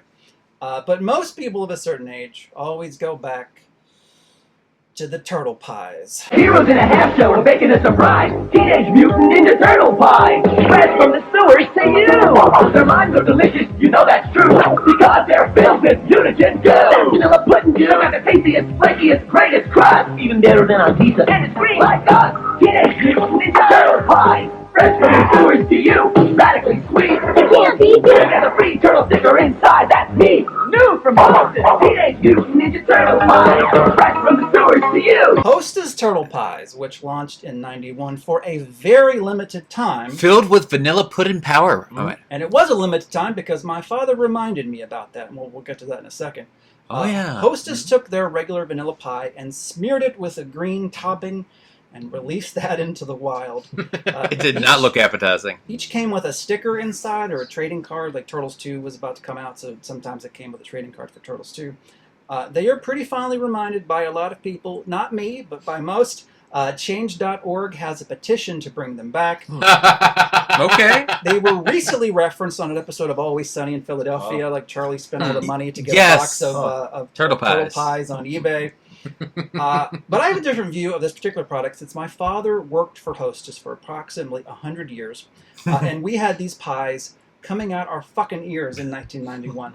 I'm going to let my parents explain that. Jimmy, cut to the footage. I don't know any of the turtles' names. So, do you remember when I was a kid and I was into Ninja Turtles? Yes, Donatello and what's those other ones' names? Leonardo, Michelangelo. Yeah, there was one. What was the little rat that was the That's Splinter. Yeah. Yes, I he's remember their all master. that. So this is a bit of a switch, but it's going to make sense once I get through it. Okay. Dad, how long did you work at Hostess? 27 years. And what did you do when you worked for Hostess? I was a delivery man, a truck driver. I would take the stuff to the stores and put it on the shelves and then go from one store to the other and had about 30 stops a day. Do you remember these? I remember They weren't pillows then. They were a Ninja Turtle Hostess pie. Pies, yeah. That wasn't, it was just a seasonal thing. Yes. And after that, it was gone. But they took advantage of everything they could do as far as that. And the turtles, they was good pies too. It was in 1991, and it was like they had a vanilla pie, and they just made the top of it green and called it a turtle pie. Do you remember that? I remember these sat on our kitchen table because I didn't like them very much, I don't think. Or maybe I got tired of them, and they sat on our kitchen table for months. Do you remember that? I remember. They just sat around here? Yeah, because nobody, it become a dead items, really. I mean, they probably should have never come up with them to begin with. Well, they're just jumping on the bandwagon, Yeah. and I remember when my friends would come over, like when they would go home, you would make them take turtle pies and other Hostess things back home with them so we'd get rid of them. Do you remember that? I remember that. You'd give them to frickin' frack up the street? Yeah, I'd give them to anybody. I think at times, even at Halloween, we gave... That's what because I remember one Halloween we gave out, I always say they were turtle pies, they may not have been, but is that a thing we actually did? Because I remember us doing that. Yeah, Wasn't it Twinkies? I think it was orange and chocolate cupcakes. Oh, it could have whatever been. I could bring home from work, whatever they had. So in that time, how many turtle pies do you think that maybe we didn't eat, maybe we couldn't give away? How many do you think we probably just threw away because they just got old? Too many. Probably a lot, right? Yeah. Did we? Yeah. Nobody liked them. And it was more or less, you'd break it open, it was like a vanilla custard. It was vanilla custard. I thought it was gross. But I do need to let you know that on eBay, an unopened turtle pie goes for about $100 a piece. Oh, so Jesus. if we had filled a tote full of turtle pies and kept them under the house, we could probably make a car payment at this point. Are you aware of that? Oh, they'd be rotten, wouldn't they? People don't care. They just want the wrapper. Oh, okay. They just want the wrapper that it's in. I can remember the year we went trick-or-treating and I fell down the driveway. And Jimmy hollered, "Oh, my Bobby, she's dead. Oh, my Bobby." I said, "Shut up and go get your daddy." I'm hurt. Well, Halloween fits you because you was a witch. I had skinned my leg all the way down. So if anything came from this podcast, at least I got to finally ask my parents if we actually gave out turtle pies for that Halloween, which we did. I've been telling people this for years, and I'm so glad I wasn't full of shit. Do any of you have memories of the turtle pies? I recall the turtle pies. I don't recall what exactly they tasted like per se. Bad. That's what I thought. I remember the packaging, but I don't think I ever had a turtle pie before. You bite into it, and it looks awful. It's vanilla ooze just comes out into your mouth. Yeah, it and does. We'll talk about the porn. It's next. It's just not pleasant. It wasn't pleasant to me. Like as a kid, I thought it was nasty. And usually, most things green colored. The green shell is very off-putting. Yeah, that's a good way. It's visually off-putting. It doesn't look like something you need. I mean, the package is beautiful. I'm sure it tastes fine, but yeah, the actual product itself. Yeah. I don't think I've ever had one, mostly because my parents would probably think this is a snack food for rich people. We worked for the. We worked for the rich people. We worked for those rich people. Slaved for the rich people. Now, if you thought turtle pies looked gross, the four of us saw a different kind of turtle pie right before we began today's podcast. Oh no! It's way worse. After almost 6 episodes of Turtlecast, Mike, Billy, Jimmy, and myself finally watched the film that no one wanted us to review. Should we do this entire part doing ASMR type voices to make it good and sexy for everyone at home? They didn't even make it good and sexy for us, Mike. Yes, we watched the 10-inch Mutant Ninja Turtle porn because we are beautiful. Because we are professional journalists here on this podcast. We leave no stone unturned. Oh man, I want to state that this movie was not produced by the people behind Teenage Mutant Ninja Turtles, and the people behind this film were not associated with the franchise in any official capacity. So I don't want Turtle fans to hate us for covering this. But it was produced. This was a parody, guys. But it was produced by April O'Neil. The character herself produced it. Yeah, whose stage name is April O'Neil, even before this movie came out. Yeah. I have some stats about April O'Neil if you'd like me to read those in a sexy voice. I thought you were going to say you had some videography that we didn't know about of April O'Neil. Sexy voice stats, please, Jimmy. Go for it, Jimmy. These are some stats about the lead actress, April O'Neil. Not actual name, but we're just going to go with that. April O'Neil was born April 7th, 1987. In 2011, she was nominated for New Starlet of the Year. Oh, that's she nice. didn't win, Oh. obviously robbed. Her other films include parodies of Riverdale, the Lego Movie. What? Wait a minute. What? How did that happen? The Lego Movie and Fortnite. Oh, God. Lego Movie? In her spare time, when she's not fucking on camera, she likes to visit Disneyland, and she's an avid pinball player. I follow her on Instagram, so I know this. Thank you. What kind of pinball? Just regular? Any kind of pinball. She's always just like, here I am. She goes all over the place. Just There's a Ninja Turtle one not far from my apartment. Maybe I should let her know. Oh, she'd love it. Because that Cart Country over there in Shepherdsville actually does have the Ninja Turtle pinball, the more recent Ninja Turtle pinball game. She's a Disney gal, and I love it. So But that's not why you follow her. That helps. So we watched porn together today, guys. What did y'all think? Try not to be super vulgar. And for the record, we didn't watch really any of the. We watched the parody stuff. We didn't watch the actual movie's like 30 minutes long. We watched, I think, about 10 minutes. The first 5 minutes, and then skip 20 minutes. Yeah, because the 20 minutes is just April O'Neil and Casey Jones doing their thing, and that's Casey Bones. Yeah, Casey Bones. And show respect to the puns that everyone's names were. And much like his job interviews, he kept the mask on. He did. What did everybody think of the parody stuff that we saw? I'm going to be honest with you. I thought some of it was great. Personal opinion, the humor's great. In this porn parody is better than any of the humor in any of the Platinum Dunes films and the third live-action Ninja Turtles film. Wholeheartedly think the humor in the porn was better than in the actual films that, had, at least with the Platinum Dunes one, millions of dollars spent on them. I couldn't stop laughing every time somebody changed a word around to be the spreader instead of the shredder. Are you kidding me? By the way, the shredder was a lady. Yeah, they didn't do anything with spreader. I'm surprised. Yeah. Well, they were she didn't have fighting. a scene at all, did she? No. They were busy having the really hard fight that we couldn't see with the Ninja Turtles. That was funny because That was they hilarious. fought the entire time that Casey Bones and April O'Neil were chatting. I love the music. Whoever did that. Oh yeah, the D Squared. That's what it was called. Yeah. The band. Yeah. The, D Squared.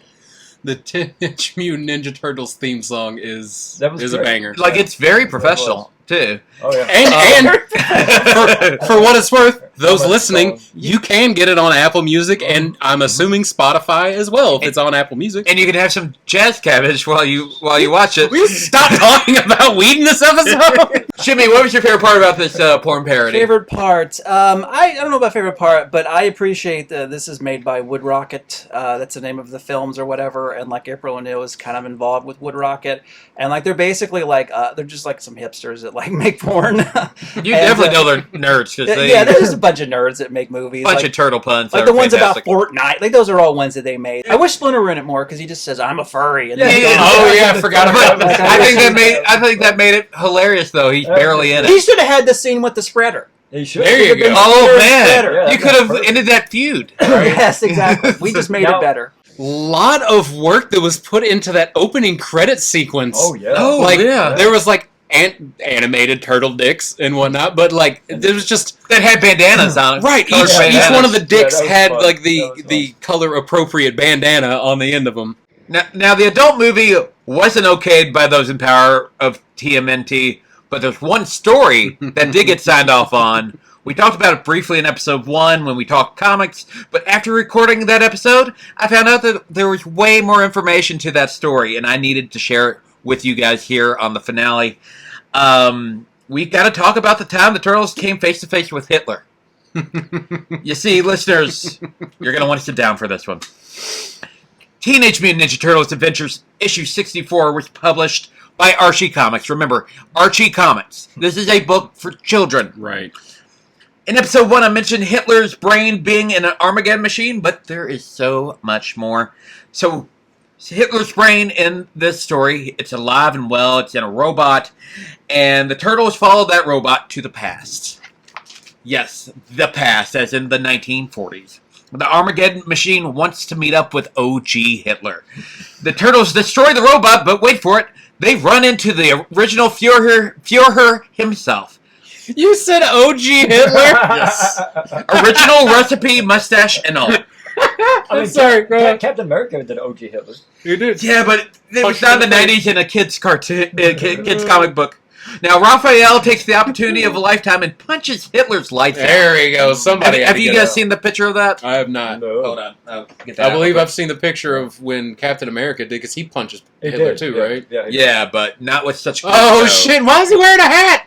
Well, he has a hat and an eye patch because Yeah, he lost yeah, his eye during the story. Once again, a kid's book. Okay, but weird. Teaching the right. Please explain the baseball cap, because what is that covering? Like an eye patch, I get immediately what that would be helping, but a baseball cap. There was something that happened in an earlier story where he was just kind of ravaged, if I remember correctly. Okay, so he just I covering. had read it, I literally read it up to the Hitler story, I found out recently. What a place to stop. So I stopped reading at 61, and 62 was the beginning of the Hitler story. So I missed out there. But wait, there is plenty more. After Raphael socks it to Hitler, Hitler pulls out a gun to shoot the obviously not Aryan turtles, when Leonardo somehow convinces old Adolf that he is in fact dead, and that the turtles are just demons who are there to take his brain, and they already have his soul. Spooky stuff. Oh, yeah. Well, this tall turtle tail of Leo's does the trick, apparently, because Hitler has a breakdown, he pulls out his gun, and he shoots himself in the head. Wow. Jesus! Yes! Wow. In a kid's comic, we learned that Hitler killed himself because of the goddamn Teenage Mutant Ninja Turtles. Let's give the Turtles a Some clap. Tarantino level of writing there, actually. This is a masterpiece. Watchmen and Dark Knight Returns has nothing on TMNT Adventures number 64. I'll show you. Here is the picture of Hitler killing himself in a children's comic book. Yeah, that's a gun to his head. Yeah, That's- and blam, and that's yep. yeah. So no mention of Ava Braun. I was about to say poor Ava Braun. Maybe April helped her out through that. So now we know a little bit about world history and turtle history. Got to be honest with you, I'm mad this wasn't the story for TMNT 3. We're traveling back in time. Why not do this? It would have been way better. It would have been way better. More interesting. A whole lot better. And with that, after 6 episodes of Turtlecast, you now know everything about Teenage Mutant Ninja Turtles, even some of the stuff you didn't want to know about. My question for all of you guys before we leave here is this. How has your fandom changed since we started recording Turtlecast? Start with Mike. A few things I would actually say my opinions changed on a little bit. One, I had to just sort of come to terms with the fact that the cartoon series that started this for a lot of us is not as good as I remember. That was kind of heartbreaking for me. It's a little hard. I mean, that first season still holds up great, and it doesn't mean that I don't love it. Yeah, because I still love it. It's still one of my favorite things. I love the Ninja nostalgia Turtles. of it. Right, but if I'm looking for like really good storytelling or anything like that in a Ninja Turtles cartoon, I'm going to go elsewhere. It's kind of like also the real Ghostbusters. How yeah, they ended up. Right. Yeah. And then two other things that have actually changed a bit is one, I do need to admit that I love Michelangelo way more than I ever was willing to admit before, because again, like I said in previous episode, when I was a kid, I didn't want to like Michelangelo out of spite. Yeah. Because everyone just thought he would be my favorite because of my name. But, and maybe it's because that's become my son's favorite Ninja Turtle is Michelangelo. He actually dressed up as Michelangelo for Halloween. We have pictures of that on the Facebook. And today, when I was taking him home, he was wearing his Michelangelo hoodie. Nice.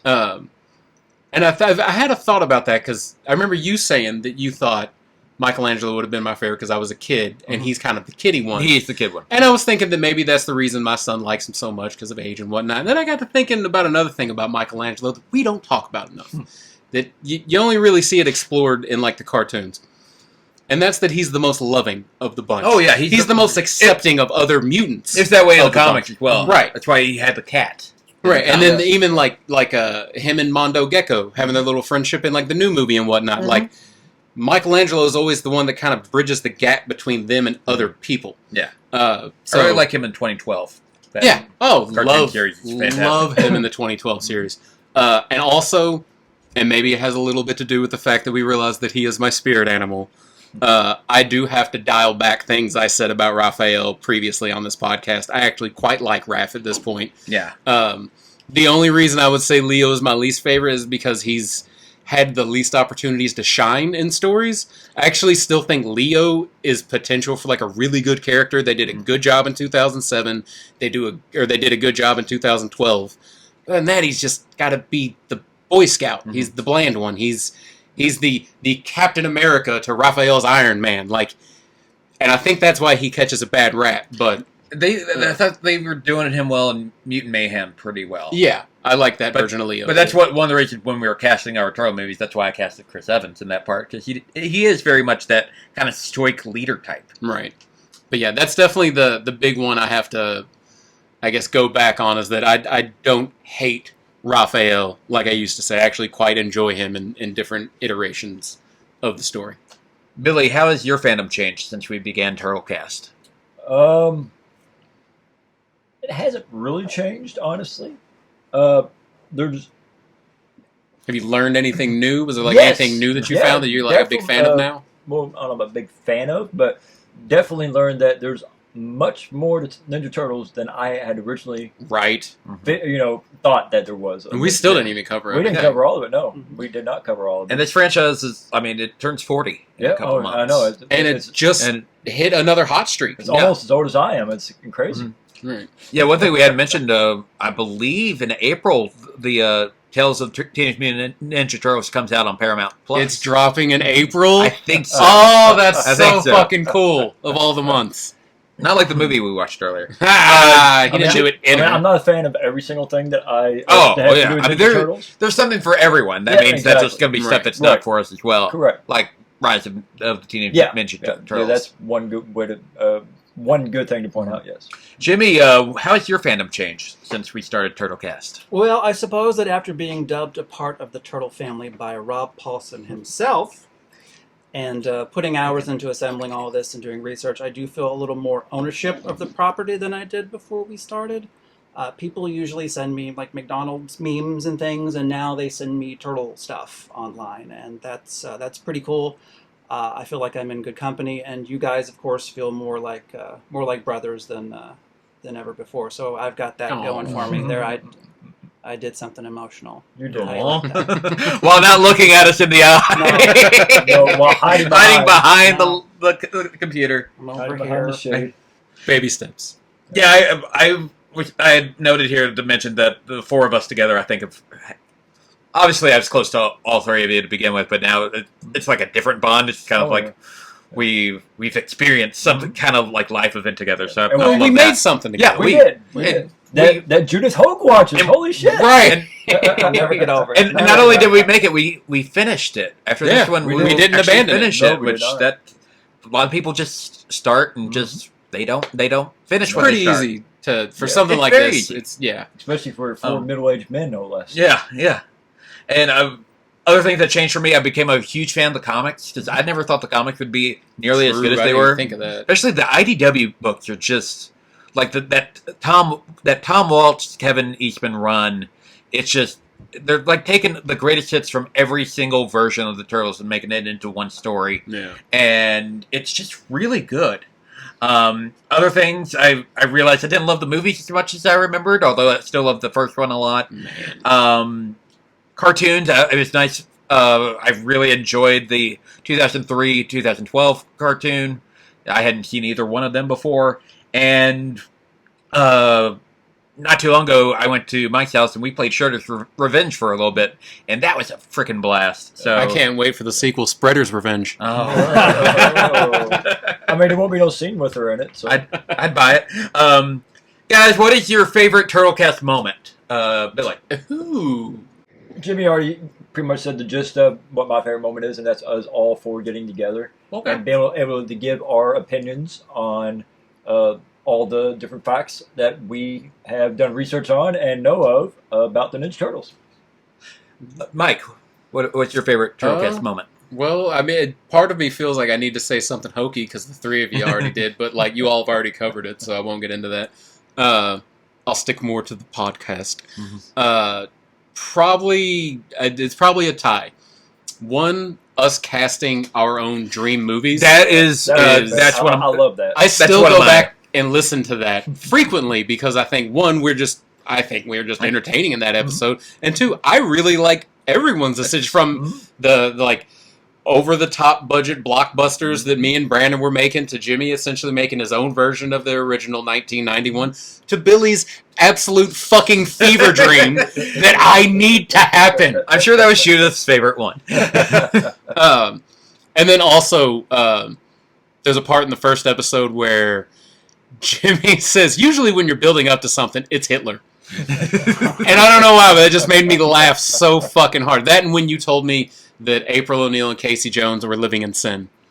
That also, when I go back and listen to episodes, makes Your me mom laugh. mentioned that on Facebook. My mom texted me just the words, they're living in sin, Michael. My mom thought that was the funniest shit. So. I also love that, even though we're experiencing this and we're have done the Turtlecast, we can still go back and listen to it and laugh. Oh, yeah. At some of the shit that we all said anyways. I now have 6 discussions with my friends about a thing that I love that I can go back and listen to whenever and it is like a whole history lesson stuff, too. It really is, Jimmy, what's your favorite Turtlecast moment? Well, I'm going to be selfish because I wasn't with the last thing I said. Go for it. One of my favorite things about, and I'll jump to another podcast we do about our Batman podcast, is when I realized that there's an episode where Harley Quinn says my name. And I realized my favorite part of this podcast is when April O'Neil said my name. Nice. I'm a simple man. Can I add one more thing? What? That I don't know why I didn't think. Rob fucking Paulson. I was like, somebody's got to mention Rob. I don't know why I didn't think of it. I guess because I was just trying to think of the us of it. Like hearing Rob Paulson say my fucking name, if I can be a little selfish, like Jimmy put it, like.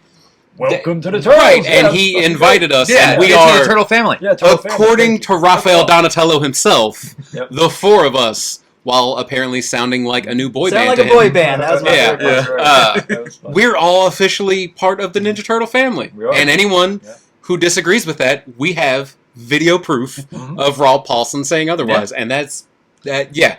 But super awesome. Thank you again for that, by the way, Brandon. Thank you for all those, Brandon, especially Judith Hogue. My God. My favorite moments that was great. Are the casting of the movies. That's the one episode I've listened to multiple times. Yeah. I've listened to every episode, but that's the only one I've listened to multiple times because I really enjoy that. And Rob Paulson was fantastic, and today Judith Hogue. Oh man! So what a professional.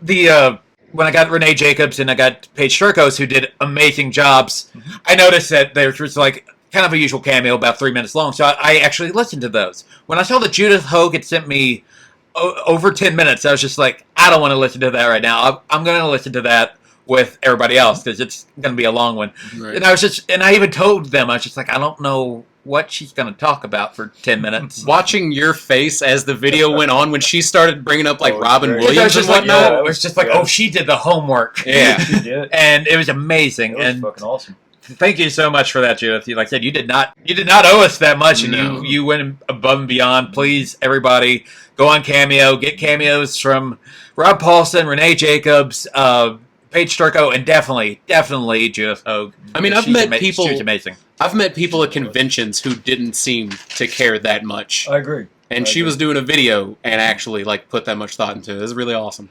Now, I brought up the movie thing. That was one of our multiple homeworks over the time. But right now, we have one last homework assignment to talk about before we go off into that turtle sunset. And it's this question. If you could pick 5 Teenage Mutant Ninja Turtle items to take on a desert island, what would they be? Now, if you're picking a TV series, each series counts as 1 pick.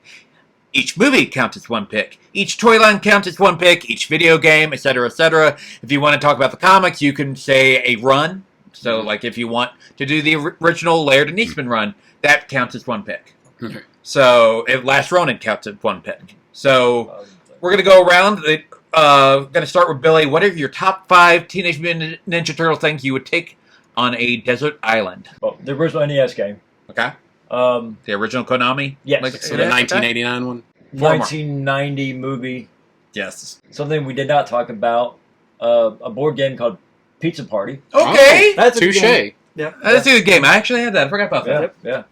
I would say my poster that I had when I was younger of the 4 Turtles. Nice. That's a good pick. Yeah. It's Nice almost, and personal. It's I like that. It's almost like the faces from Queen, but it's the Turtles. Oh, that's yeah, cool. yeah, I've seen that one. Huh. Yeah.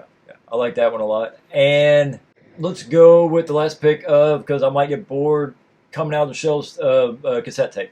Fantastic. Respect. Mike, what is your 5 things you would take on a desert island that are Teenage Mutant Ninja Turtle related? All right, so obviously number one's got to be that 1990 film. I think it's going to be on all 4 of our lists. It's number 1 on mine, spoiler. It's arguably the apex of Ninja Turtles. Yeah. Like, it's as good as it gets in any form of media. Starring Judith Hogue. Right. Number 2, I put the 2012 animated series, because for me, that is the best cartoon that they've done. 3, I went with Shredder's Revenge, because that is... At this point, because there's just so much they've given us, like with the DLC and whatnot, and like there's 9 different characters to play through in a Ninja Turtle game. Yeah. It's the best video game for my money at this point. But another video game that I want to throw on there was the Teenage Mutant Ninja Turtles game from 2003 for the PS2. It's a different kind of beat 'em up, but the gameplay is different enough to where, like, I almost went with the arcade game for this spot too, but Shredder's Revenge kind of already gives me that style gameplay, and this is a different kind of beat 'em up. You know, there's at least a little bit of platforming and big, like, huge boss battles and whatnot. And in the arcade, you're going to be by yourself, so it's, Right. That one's more fun to play with others. Right. And then for the 5th spot, I'm going to be honest, guys, I can't decide, so I think I need my brothers on this one to help out. All right.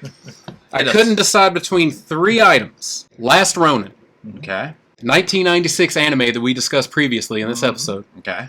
And the 1987 series. Ooh. I would pick the 1987 I'll say series, series. just because you're on a desert island. Yeah. Don't know how long you're going to be there. There's just so many. And you There's have so 10 much, years worth Keep of in mind, stuff I there. also already still have the 2012 series He with does. me I already. know, but just add them together. That's Yeah, over yeah. 200 episodes. Yeah. Like, I like Last Ronin, but I feel like Last Ronin's a little overrated as a whole. I think what hurt me reading it's not a lengthy read either. What hurt me with Last Ronin was I've read all those other IDW comics. Right. And That's fair. my expectations were just, I think, a little too high for it. What was this other one that you put in The there? anime. The anime, I would not put, even though I love it, it's only 50 minutes worth of It's too content. short. Yeah, way So, too short. Fair enough. that's why I wouldn't do that one. I think it's definitely the 87 series. 87's? All right. Well, then it hath been decided. Jimmy, what is your top 5 list? Again, the 1990 movie. Yep, we all picked it. Going with Billy, Coming Out of Her Shells tape because it's fire. Yeah, it is. The game can come with it too, but the arcade game cabinet with live action April on the side, which I have. Yes. Love it to death. I didn't think about that. Ninja Turtle cereal with green ooze syrup on top in a Michelangelo bowl. I might have cheated with that one and added extra things, but they're all ancillary to the cereal, so I think it counts. It does. If NES counts for me, that counts for you. There you go. And lastly, and I have an honorable mention, and because I'm a contrarian at heart and no one here is a fan, I'm taking the goddamn turtle blimp. You can have that goddamn turtle Because blimp. I love it, and if I'm not on an island, I can float it in the water, and it'd be real fun. That is true. Honorable mention It's is a weird visual, by the way. It is. Honorable mention is the Turtles performing with Alan Thicke at Disney World. It just makes me happy. Those are good choices. I don't think you can take Alan Thicke with you, though. I can. It's a magical island. They already have a NES there. Turtle adjacent. I can So take it. Tatu's going to bring up Alan Thicke for him? Someone. My 5, number 1 is the 1990 Teenage Mutant Ninja Turtle movie. I'm going to put the IDW comic book run by Kevin Eastman and Tom Waltz.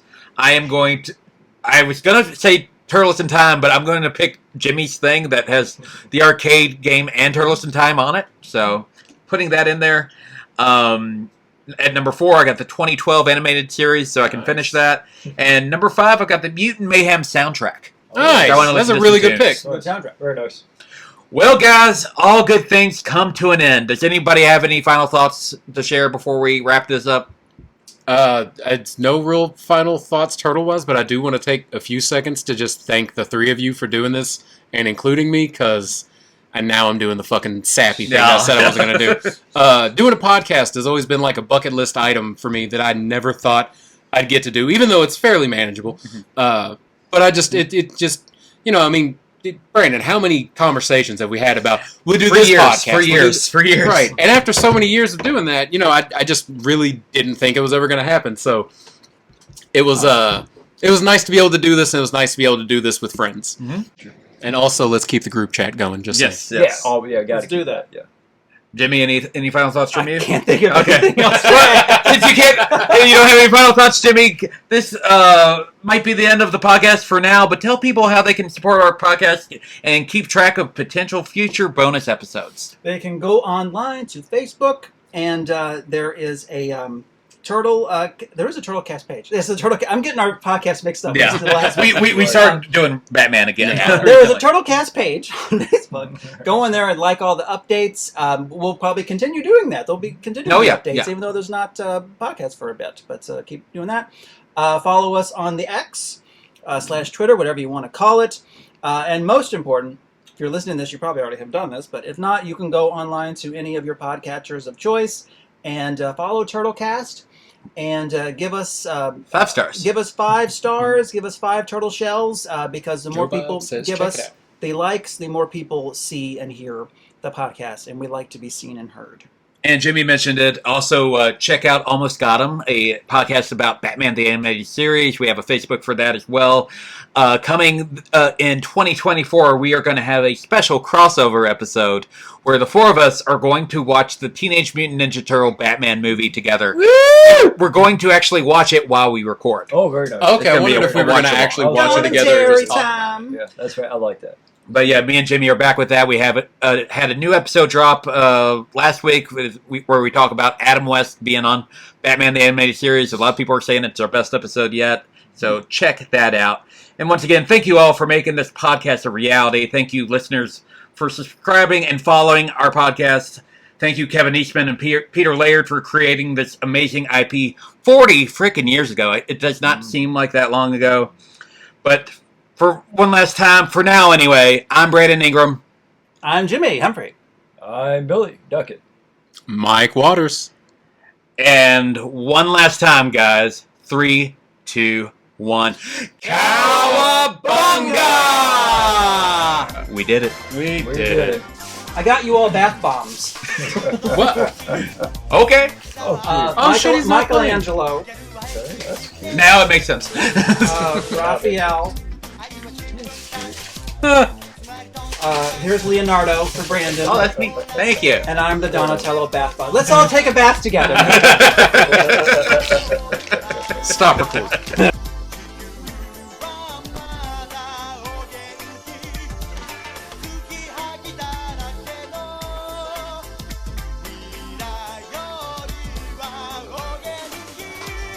And I wish you many more seasons of this. Cowabunga, dudes.